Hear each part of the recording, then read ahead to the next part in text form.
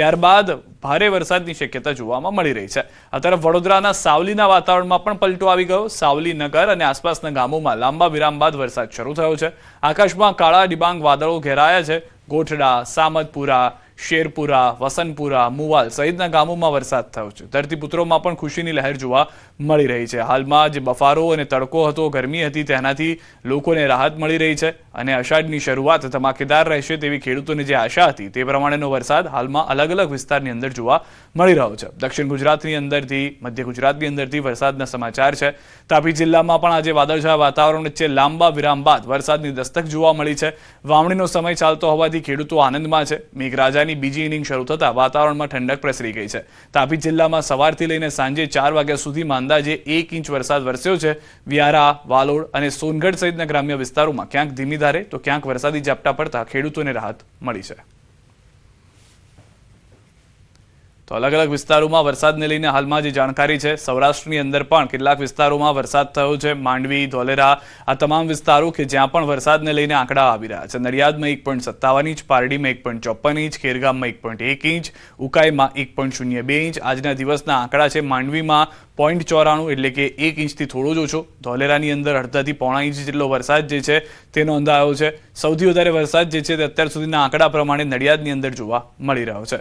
3 તસવીરો વરસાદને લઈને આપ જોઈ રહ્યા છો। તાપી જિલ્લાની અંદર હોય, મધ્ય ગુજરાતની અંદર હોય, સૌરાષ્ટ્ર કે દક્ષિણ ગુજરાતમાં હોય, તમામ જગ્યાએ અલગ અલગ વિસ્તારોની અંદર વરસાદ જોવા મળી રહ્યો છે। ખેરગામ, ઉકાઈ કે જ્યાં પણ 1 ઇંચ જેટલો વરસાદ થવાને કારણે લોકો, ખાસ કરીને ધરતીપુત્રોમાં ખુશી જોવા મળી રહી છે। સુરેન્દ્રનગર, વડોદરા, તાપી, સૌરાષ્ટ્રની અંદરથી, મધ્ય ગુજરાતની અંદરથી, તાપીથી આ દ્રશ્યો આપ જે છે તે જોઈ રહ્યા છો કે જ્યાં આગળ ભારે વરસાદ કે જે ધોધમાર વરસાદની ખેડૂતો રાહ જોતા હતા કે જેનાથી ખેતરો લીલાછમ ફરી એક વખત થઈ શકે। જે વાવણી કરી છે, વરાપનો સમય પૂરો થઈ ગયો, ત્યારબાદ વરસાદની જે રાહ હતી તે ખેડૂતો જોઈ રહ્યા હતા અને તે પ્રમાણેનો વરસાદ જે છે તે હવે જોવા મળી રહ્યો છે। સામાન્ય જનતાને એક તરફ મોંઘવારીનો માર સહન કરવો પડી રહ્યો છે। સાતમ આઠમ સહિતના તહેવારોની સિઝન શરૂ થતાં જ રાજકોટ સહિત સમગ્ર સૌરાષ્ટ્રમાં ખાદ્ય તેલના ભાવમાં સતત વધારો નોંધાતા સામાન્ય પરિવારોના બજેટ પર વધુ એક વખત મોંઘવારીનો બોજ વધ્યો છે।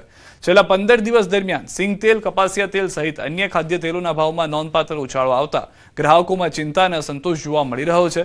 તાજેતરના ભાવ મુજબ 15 કિલોના સિંગ તેલના ડબ્બામાં ₹50નો વધારો થતા તેનો ભાવ હવે ₹2820 સુધી પહોંચી ગયો છે।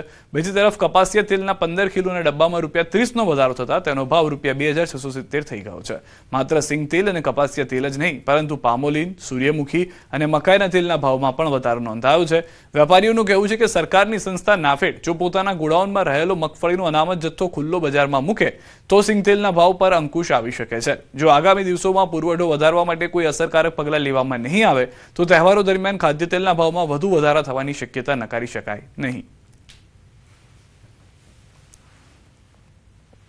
તો સિંગ તેલ સિઝનમાં એક તબક્કે ₹3000 આસપાસ 15 કિલોનો ડબ્બો મળી રહ્યો હતો, એ ઘટીને ₹2700 થઈ જતા અને અત્યારે પણ 2800 થી ₹2850 ભાવ સિંગ તેલની અંદર આકર્ષક ભાવ ગણાઈ રહ્યો છે। આગામી સમયમાં એમાં પણ હજી એવા કારણોસર તેજી થઈ શકે એવી શક્યતાઓ દેખાઈ રહી છે। અતિશય અત્યારે જે મોંઘવારીનો બાદ થઈ રહ્યો છે તેના કારણે મધ્યમ વર્ગની પરિસ્થિતિ ખૂબ દિવસે ને દિવસે અત્યારે વિકટ થઈ રહી છે। આ તેલના ભાવ અત્યારે ₹2800 થી ₹2900 એમ પહોંચી ગયા છે। તેના કારણે મધ્યમ વર્ગની સ્થિતિ અત્યંત ભયંકર, બહુ ખરાબ થઈ રહી છે। તો રથયાત્રાને લઈને પોલીસ કમિશનર તરફથી હાલમાં માહિતી આપવામાં આવી રહી છે। સીધા ત્યાં જઈએ। हिंदू मुस्लिम टीमों पार्टिसिपेट करी, अपना वॉलीबॉलना मैचों थया અને 12 ટીમો हिंदू मुस्लिम पार्टिसिपेट करी અને તમામ સમગ્ર जो रूट ઉપર जो मीटिंग दरमियान જેટલા બી ચર્ચાઓ થઈ અને આમાં ખૂબ આત્મવિશ્વાસ जो है વધા છે जो તમામ કમ્યુનિટીમાં અને પોલીસનો બી એટલા ભરોસા છે કે અમારે जो કમ્યુનિટી અમારે સાથે जो है ઊભી રહેશે। जो हमारा नवी जनरेशन છે जो જેના અમે જેનજી તરીકે ઓળખીએ છીએ, એના સાથે બી ઘણા બધા ચર્ચાઓ થઈ जो है આ લોકો બી अपने सेम प्लेटफॉर्म ઉપર છે जो है અને તમામ पर्पस एक જ છે બધાના શહેરમાં ખૂબ રંગે ચંગે अपनी યાત્રા નીકળે। બધા દર્શનાર્થીઓ जो લાખોની સંખ્યામાં આમાં દર્શન કરવા માટે ભગવાનના આવે છે, આ લોકો जो अपना દર્શન કરે અને સારી વ્યવસ્થામાં સંપૂર્ણ जो યાત્રા પૂર્ણ થાય। આ સમગ્ર जो યાત્રાની તૈયારીને સાથોસાથ जो પોલીસ તરફ તૈયારી થઈ છે, આમાં અમે લોકો जो લગભગ जो 250 से વધુ हमारा जो है डीप पॉइंट हमें गोठवा है।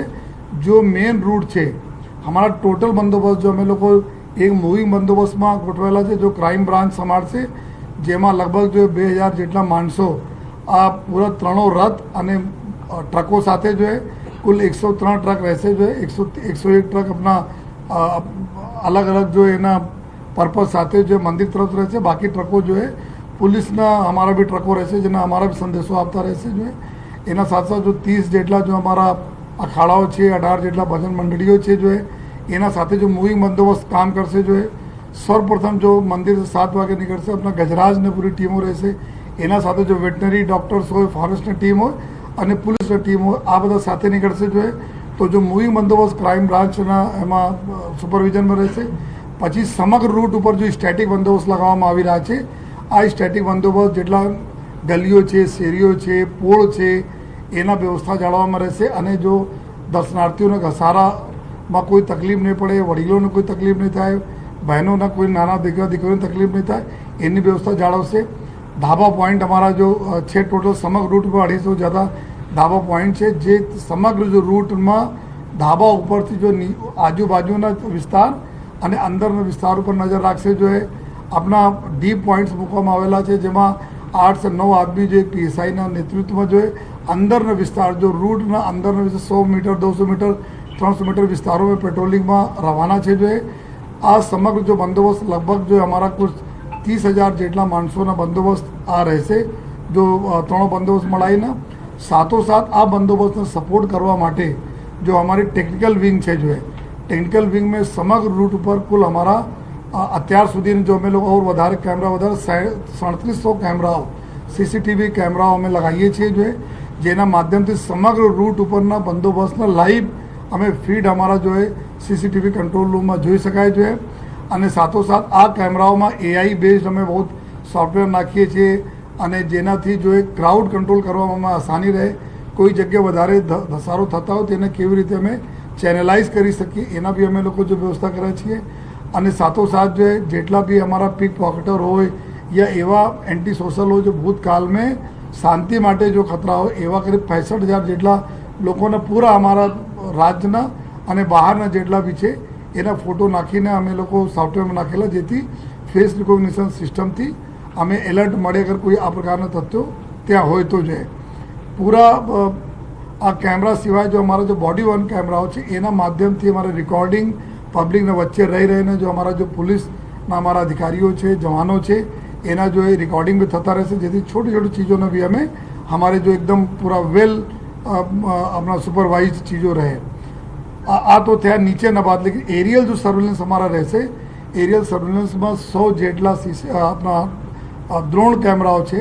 આ દ્રોણ કેમેરાઓ 100 જેટલા રહેશે जो સમગ્ર રૂટ ઉપર સમગ્ર રૂટ के અંદરના બાજુમાં अर्धो किलोमीटर अंदर बाजू में भी आ लोग जो है ત્યાં भी निगरानी રાખશે, कोई अगासी पर छत पर जो है एना पर निगरानी રાખશે जो है અને એના भी फीड हमें जो कंट्रोल रूम में મળતા રહેવાના છે, એના फीड हमें पुलिस शहर में મળતા રહેશે જેથી हमारा एरियल सर्वेलेंस भी प्रॉपरली થતા રહે।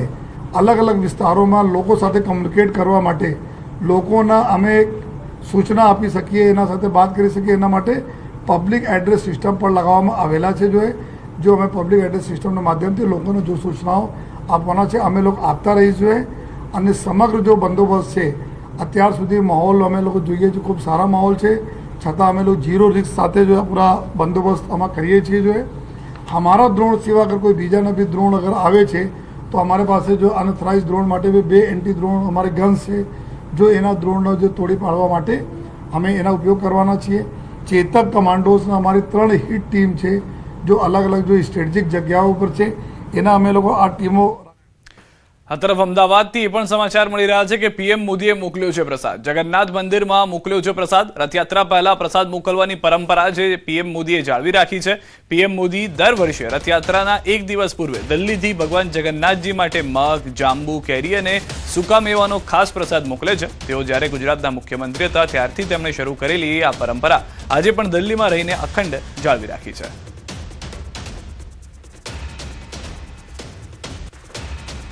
ભગવાન જગન્નાથની 149મી રથયાત્રા પૂર્વે પ્રધાનમંત્રી નરેન્દ્ર મોદી તરફથી જોઈ શકો છો કે આખો જે પ્રસાદ છે તે હાલ મોકલવામાં આવી રહ્યો છે. એની જે પરંપરા છે મોદી જે રાજ્યના મુખ્યમંત્રી ત્યારે પણ તેઓ આ પરંપરા જળવાઈ તેને આજે પણ આપ જોઈ શકો છો દ્રશ્યમાં જોવા મળી રહ્યું છે કે જ્યારે તેઓ દેશના પ્રધાનમંત્રી બન્યા છે તેમ છતાં પણ તેઓ આ પરંપરા જાળવી રાખી છે અને પરંપરાના ભાગરૂપે જે પ્રસાદ છે હાલ મૂકવામાં આવ્યો છે.